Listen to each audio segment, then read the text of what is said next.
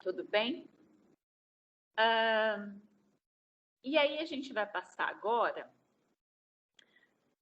para o que está acontecendo, né, nesse momento específico. Isso foi em 2019, ocorreram essas alterações. Você pode me perguntar, elas irão continuar, Lúcia? Essas alterações permanecem? Não sei. Né? É algo que a gente não tem uma resposta, porque isso é federal, e tem ocorrido muitas mudanças, né? Tem ocorrido muitas falas, tem ocorrido falas também diversas por conta do que nós estamos vivendo, né? Da pandemia. Então, do ano passado, de 2020, esse ano 2021, com todas essas incertezas, né? Com toda essa situação que nós estamos tendo na educação, né? De aula, formato que a gente está chamando de híbrido, de aula que o professor está mandando material, ou que está em contato pelo WhatsApp, tudo isso em todas as redes, né? Elas estão muito diversas, né? Então, talvez isso para o governo federal, né? Enfim, para quem está à frente lá, também seja um grande problema, né? Definir situações de um Brasil tão imenso, né? Pensando na situação de pandemia. Mas o que ocorreu? Em dia 8 de janeiro, né, desse ano, eles lançaram aí uma portaria, que é a portaria número 10, e essa portaria, ela estabelece alguns parâmetros, fixa diretrizes gerais para a implementação do SAEB, né? Como se o SAEB não tivesse aí sido já implementado, mas trazendo nesse novo formato, né? Explicando o que é o SAEB, enfim, é uma portaria bem bacana. Se vocês tiverem, eu vou pedir para a Lilian subir também essa portaria para o material. E aí, se vocês puderem acessar, seria bem importante, né? Traz aí a especificação direitinho do que é o SAEB, para que serve, né? Então, tem parágrafos bem importantes. Mas o que eu gostaria de destacar, né, dentro dessa portaria, são esses, dentro dessas mudanças que eles trouxeram em 2019, alguns ajustes, né, a serem precedidos, né, e que deverão ser observados aí dentro da mudança. São 6 ajustes, né? Um deles é a progressiva realização de aplicação eletrônica, tanto dos testes como dos questionários. Então, a ideia, né, é de que essa aplicação dos testes, né, que ocorria até 2019, era realizada através de um material, né, de papel, né, físico aí, e a ideia deles é que aconteça essa progressão, né, não será no momento para todos, né, mas vai aí pegar algumas regiões, né, e eles vão começar com essa aplicação eletrônica. Mais ou menos assim como foi o Enem, sabe? Que teve no ano passado, que alguns alunos podiam escolher se faziam com as provas impressas ou se eles fariam através de um computador, né? Que seria essa aplicação eletrônica. Então, é nesse mesmo formato, tá? As meninas estão preocupadas aí com a questão dos slides, mas eu acho que está dando para acompanhar, né? A minha fala. Eu acho que tá saindo a voz, então não tem problema. Depois elas pegam os slides aí. Então, uma das questões seria essa, né, a progressão dessa realização de aplicação eletrônica. O segundo ajuste aí, né, que eles estão observando, seria a realização do SAEB censitário, né, anual, e para as 4 áreas do conhecimento da educação básica. Isso eu já fico um pouco preocupada. Não sei, né, e a gente só vai poder ter uma análise disso daí posteriormente, quando nós tivermos resultados, né, enfim, para olhar para esses dados. Mas essa ideia de que o SAEB passasse a ser anual, né? Hoje ele acontece a cada 2 anos, e a ideia aqui é de que ele fosse todos os anos, atendendo aí as 4 áreas de conhecimento, né? Que é ciências da natureza, história e geografia, língua portuguesa, e que eles chamam de códigos, e a linguagem matemática. Então, essa é a ideia também prevista aí do dia 8 de janeiro. Se vai mudar, também não sei, tá, gente? Por enquanto, não. A terceira é a aplicação de instrumentos de medida. Tanto esses instrumentos de medida para as escolas que têm o ensino fundamental regular e o ensino médio. Então, trabalhar com instrumento de medida por escola, né, que tenham esses 2 atendimentos. A ampliação gradativa da população de referência seria uma outra questão, que seria atender a todos os anos. Então, o SAEB não faria mais a avaliação só do período da alfabetização, que a gente estava falando do 2º ano, do 5º ano, do 9º, enfim, nessas etapas aí e anos. Mas eles estão querendo ampliar gradativamente isso, fazer, né, em todos os anos, para todas as crianças, enfim, do 1º até o 3º ano do ensino médio. É outra situação. Além de todos os anos, né, acontecerem todos os anos, acontecer para todas as turmas de todos os anos de 1º ao 3º ano. É uma questão aí também bem interessante, e a gente só pode depois verificar se ela, de fato, teria implicações importantes para que nós olhássemos depois de realizada. Então, dar um conceito agora se seria bom ou não seria bom, infelizmente, né, não é algo que a gente possa fazer. A gente só consegue depois que acontece para, de fato, saber se o observado, né, trouxe para a gente aí benefício ou não. Outro item que eles colocam aí como os referidos ajustes é a definição do escopo avaliativo do ensino médio, que também não está dentro da do nosso estudo, né, que seria um exame alternativo, né, de ingresso ao ensino superior. E eu, de fato, vou falar para vocês, não faço a mínima ideia de como seria esse novo modelo, porque hoje a gente já tem o Enem, que faz parte também do INEP, né?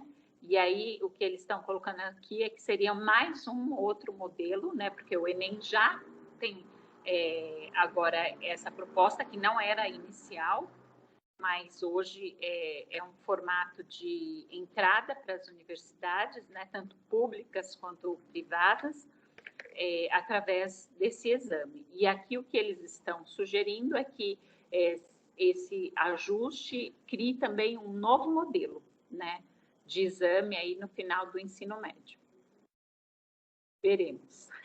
E, enfim, a última seria a definição das matrizes de referência dos testes cognitivos, considerando o disposto na BNCC, nas diretrizes também nas DCNs, né, e através do estudo de currículos estaduais. tanto do ensino fundamental quanto do médio. Mas aí você fala, mas já tem matrizes? Já tem as matrizes. As matrizes são aquilo que direciona a formulação dos itens para esses testes, né? Então, seria aquilo que nós chamamos, e que vocês tiveram bastante acesso aos descritores, né? Então, as matrizes, elas elaboram, através delas, são criados esses descritores, né? E aí eles estão pensando aí numa nova configuração de matrizes que olhe para a base, né? Que olhe para as BCNs e que também observe os currículos estaduais, porque os currículos estaduais, né, compreendendo aí a base, já foram estudados e refeitos também com base na BNCC. Então, seria um ajuste mesmo, né, para que os itens formulados atendessem aí a esse conjunto de estados que a gente tem no país. Então, essas são as principais, os principais ajustes que eles referendam aí dentro dessa portaria, além de também deixar claro que a educação infantil, né, seria avaliada aí a cada 2 anos. Cada 2 anos, então a educação infantil também passaria pelo processo de avaliação, lembrando que não são testes cognitivos, são avaliações pautadas nos questionários respondidos pelos professores, diretores e secretários de educação, com vistas à questão de acesso, né, e a disposição dessa infraestrutura educacional para essa etapa. Então, que fique bem claro isso, tá bom, pessoal? Então, isso, né, é o que saiu na portaria do dia 8 de janeiro, falando um pouquinho sobre a questão do INEP e do SAEB. O que aconteceu, né? Com a questão da pandemia, ficou uma indecisão muito grande, né? Porque esse ano né? Não sei ainda, é o ano de aplicação do SAEB, né? E como isso vai acontecer, né? Se a gente não sabe nem exatamente como que é o nosso retorno, né? Essa retomada às aulas presenciais aconteceria, né, até o final do ano. A gente não tem noção disso, a gente está passando por uma onda, os estudiosos, né, enfim, pesquisadores aí estão indicando que a gente ainda talvez passe por uma terceira onda, talvez não, ou já estamos a caminho dela. Então, assim, a gente não tem essa noção, né? E nem, talvez ninguém tenha, né? Isso é muito importante. Mas, agora no dia 29 de abril, o SAEB lançou uma nota, né, de esclarecimento, porque há diferentes falas, diferentes pensamentos, aplica, não aplica em que formato, de que forma, né? Não se sabe, né? E aí essa nota que saiu no dia 29 de abril, ela é bem, né, eu discuti isso um pouco com a Érica, ela é bem objetiva sobre essa questão, né? Eu vou ler um pedacinho só dela, tá? Para vocês compreenderem. Eu acho que eu coloquei aí, sim, né? Coloquei. Que ela não está discutindo mais se será ou não aplicado o SAEB. Ele será, né? Mas a discussão agora, né, na verdade, é como isso se dará, né? Então, o Instituto, né, Nacional de Estudos e Pesquisas Educacionais, Anísio Teixeira, que é o INEP, esclarece que não está em discussão o cancelamento da aplicação dos testes e questionários do Sistema de Avaliação de Educação Básica, SAEB 2021. Mas sim, a viabilidade de sua aplicação de modo censitário, conforme estava planejado, né? O Ministério da Educação e o INEP têm realizado reuniões com algumas das principais entidades que representam a educação básica brasileira para avaliar a possibilidade de aplicação do SAEB, considerando todas as restrições impostas ao funcionamento das escolas devido à pandemia de Covid-19. Muito bem. A gente sabe que a pandemia, né, afetou toda a nossa estrutura, né, de ensino, trouxe aí novidades, mudanças, novos formatos. A escola, com certeza, né, onde nós estávamos bastante focados nessa discussão, até porque o próximo módulo vai tratar bastante sobre os novos formatos. Então, assim, a escola não é mais a mesma, né? Então, eles estão discutindo como é que isso vai acontecer. A gente não sabe nem se a gente volta até o final do ano em 100% de alunos dentro das escolas. Então, como é que isso vai acontecer de forma censitária? Quando a gente fala de censitária, aconteceria para todos. Qual é o formato que eles vão conseguir adequar para que isso de fato aconteça? Essa foi a última nota, né, que nós recebemos aí sobre esse questionamento, né? A ideia de que haverá o SAEB 2021, e isso deixa a gente também muito preocupado e preocupadas, né? Porque a gente sabe de todas as dificuldades que as crianças enfrentaram também nesse momento. Mas, enfim, é um momento de avaliar. Avaliar o quê? Avaliar o que aconteceu durante esse tempo que nós ficamos em casa. É importante também. É importante a criança ser avaliada, observada, né, dentro daquilo que foi realizado nesses dois últimos, né, anos que nós tivemos aí nessa situação tão difícil. Mas aí eles estão discutindo isso. Então, isso eu queria trazer para vocês. Hoje, também no período da tarde, a gente tem uma reunião, né, com um grupo que também discute isso.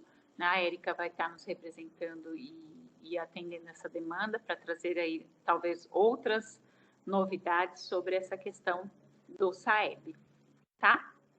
Então, basicamente, era isso que a gente tinha um pouquinho para falar sobre as alterações, né, das avaliações externas, daquelas que nos atendem, que é o SAEB.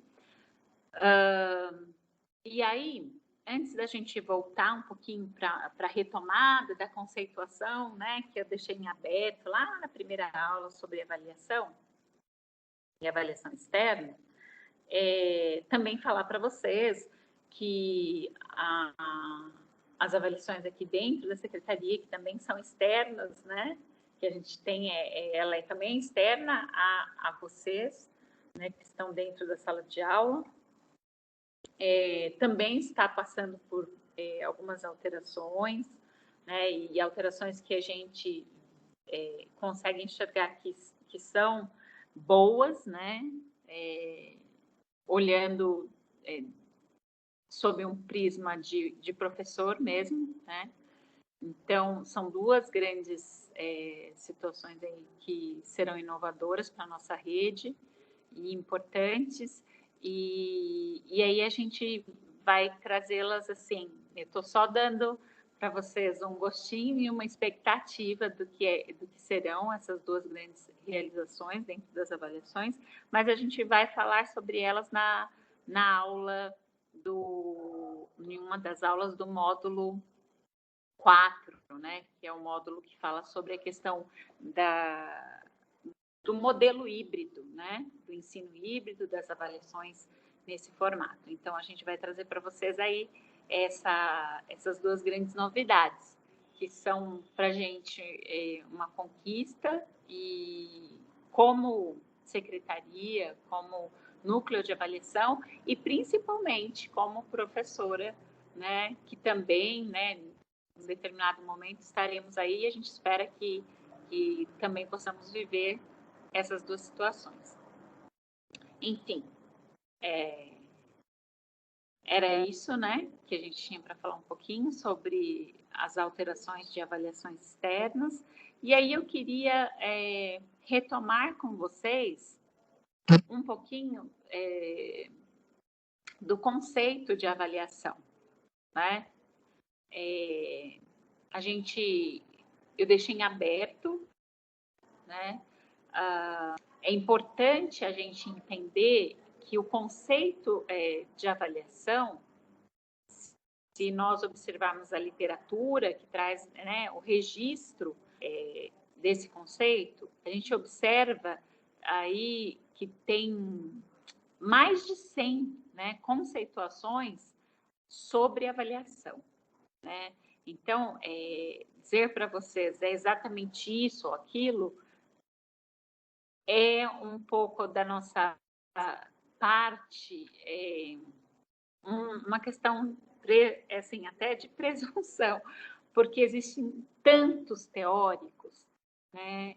Claro que a gente se fundamenta, a gente observa e a gente segue uma linha de pensamento, mas como a gente chamou esse curso, né, de conversas sobre avaliação, a ideia maior é essa, é de que a gente possa estudar mais, que a gente possa se dedicar mais, que a gente possa conhecer mais, sem fechar um conceito, né? E,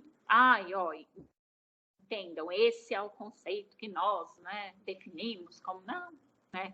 Como aquilo que é o correto, e como não tem nada disso, né? Então, a ideia era ampliar os nossos olhares, né, para aquilo que é avaliação e mostrar, de alguma forma, aquilo que a gente tem tomado como direcionamento. E aí eu falei bastante com vocês sobre a questão da comparação, da observação, né, do julgamento, né? E uma das questões que a gente tem aí como conceito de avaliação, né, é essa questão de ter como o núcleo central, né, observando também os teóricos, a noção de julgamento.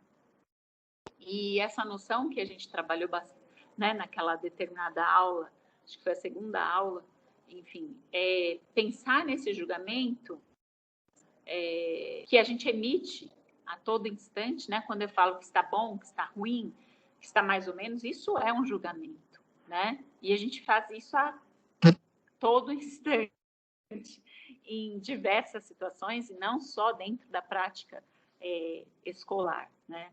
Mas é ter muito claro que essa noção de julgar, né, ela é centralizadora dessa questão da avaliação, né? E entender que a avaliação, ela é, na verdade,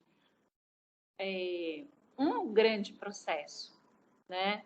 Ela não é uma prova, porque muitas vezes a gente vê isso confuso ainda para alguns educadores. Não é uma prova a avaliação, né? A avaliação é um processo, né? E dentro desse processo existem vários instrumentos que formam esse processo avaliativo, né? E aí um deles é a prova, né? É um teste, é uma roda de conversa, é um questionário, né? Tem N situações aí, né, que compõem esse processo, que a gente chama de instrumentos, né? Então, isso também é importante a gente deixar bem claro, né? A avaliação, ela se consolida, então, quando nós julgamos alguma coisa, né? Que nós definimos aí como um objeto de avaliação. Então, essa é a ideia. Eu não sei se está registrado aí, meninas, depois, conceito de avaliação externas. Não está registrado? Será que não ficou salvo esse conceito que eu trouxe? Acho que não, mas aí eu digito e deixo lá para vocês. Não tá, não ficou salvo. Mas essa grande ideia, tá, meninas? É de pensar como foco central o julgamento, pensar a avaliação como um processo não restrito a um instrumento, e que essa consolidação se dá quando nós, de fato, julgamos. E julgamos, né, com evidência, né? Lembra também da segunda aula. Eu não posso julgar, eu estou fazendo uma avaliação de matemática. E eu não vou julgar se o meu aluno aprendeu matemática ou não aprendeu aquela determinada aprendizagem, né, que foi pensada em ser desenvolvida, porque ele conversa demais. Ele conversa demais. Isso não é um julgamento, né, considerado. O que eu tenho que julgar é aquela aprendizagem não foi desenvolvida porque faltou isso ou aquilo, dentro da área examinada, né? Então, é um julgamento focado no propósito, ok?